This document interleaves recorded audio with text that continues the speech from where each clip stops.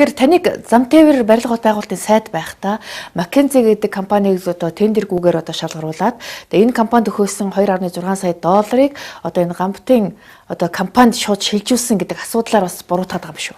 Тэгж сонин дээр бичээд байгаа юм. Хуулиараа сайд хүн ерөөсөө мөнгөн дээр гарын өсөх зурдгүй байл. Ер нь бол төрийн нарийн зурдаг.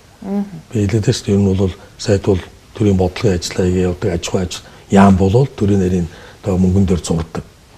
Зурлаа гэхэд тэр мөнгө нь одоо жишээ яаман дөрвөл өөрт нь мөнгө байдаг. Одоо жишээ нь тэр төмөр замтай холбоотой юмд бол бүгд банкар явж байгаа шүү дээ. Банк ч нь өөрөө хэнд ямар мөнгө өгж байгаа тэрийг бүгдийг хянах байлгүй байсан. Тийм ээ. Тодорхой шалгуураар гаргах уу? Өөрөө уцтаал тэгдэг юм бол одоо бол байхгүй шүү дээ.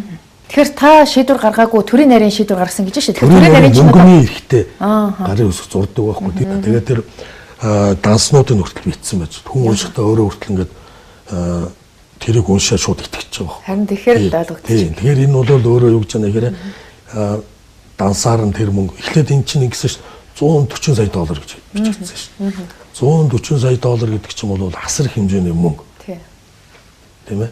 Тэгэхээр 140 сая долларыг ямар нэгэн байдлаар хулгайлаад дансаараа шилжүүлээд явж байна гэдэг чинь нөгөө өстөө нөгөө Интерполоор хаагдаад терроризмын одоо мөнгөчтөө мөнгө дэлхийд даяараа намайг шууд баримтлах. 140 сая доллар нь дараа нь 80 сая доллар болоод сүүлдээ хэд болоод одоо 800 мянган доллар болцсон явж байгаа шиг байна. Ерөнхийдөө. Тэгэхээр та бүхэн ямар нэгэн одоо мөнгө одоо дансаараа хүлээж авсан юм уу аваагүй юм уу? Та энэ дээр бас би хэлээд байна. 140 сая доллараар эхэлсэн юм чинь одоо явсарга 800 мянган доллар руу болцсон. Сайд хүн өөрөө дансаар гүйлгээ хийдвэ. Хоёрдугаар дахиад хэлээ. Намайг тойрсон буюу надтай ажилладаг хүмүүс бол өмнө ихэдээ бол нэг тийм Монголыг гэгээлгээр ярьж хөгжлөнө гэсэн бодолтойгоор явдаг учраас том юм ярьж байгаа дундаас нь самарны мөнгө хулгай их тийм хүмүүс биш байхгүй. Тэгэхээр монголчууд төмөр зам барих гэж их олон жил маргалаа. Тэгээд одоо хэдэн одоо босгосон далангаас өөр юм одоо бүтээж чадаагүй байна. Өнгөрсөн хугацаанд 200 гаруй сая доллар зарсан мөртлөө одоо далангаас өөр юм барьсангүй гэдэг одоо таныг бас чиглэж улс төр яваад байгаа юм шүү. Надыг Замтээврийн яамны сайд байхад бол мөнгө өгөөгүй. Дараа нь ганц өх Замтээврийн яамны сайд очоо нэг 200 сая доллар өгсөн юм байна. 200 сая долларын бүтээн байгуулалтыг бол хүмүүс нь очиод үзэх хэрэгтэй байна. За. Үзсэн хүмүүс нь очиод бол сая бол хэдэн Японууд очиод ийм их юм хийсэн юм гээд тэр Асашоро нэг Твиттер юмгаар яваад байсан шүү дээ. Тэгээ хурлын гишүүч гэдэг юм энэ яриад байгаа хүмүүс л очиод үзээд шинэ 90 сурвалжлага сэтгүүл зүй байт юм бол очиж үзээд энэ шинэ 200 сая доллараар юу хийсэн бэ гэдэг тэр дундаас нь юм авах ямар ч үндэслэл байхгүй байхгүй. Урагшаа төмөр замныг 260 орчим километр нийтдээ өртөх нь бол 900 сая доллар юм байна. За.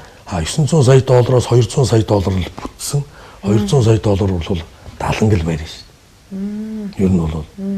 Тэгээд тэр нийт замын өртөх нь 200 сая доллар юм байна. Тэрнээс одоо нийтдээ 268 км төмөр зам нийт өртөх нь 900 сая доллар. Энээс 200 сая доллараар нь ихний ажил буюу тэр далангийнхаа ажлыг л барина. Ер нь бол төмөр замыг чинь далангийн эхэлж барьж байж дараа нь бусад ажлуудыг хийдэг тийм журмаараа тэгж явдаг юм байна л. Бид нар нөгөө нэг өөрсдөө мэдэхгүй өөрсдөө төмөр зам барьж байгааг болохоор энэ тал дээр бол аргач байх л та. Японочууд өөрсдөө дахин үнэлгээ хийнгээд одоо судлаад эхэлсэн байна. Тэр үгүй яг тэр чинь тэр хариуцлага тийшээ очиод байна шүү.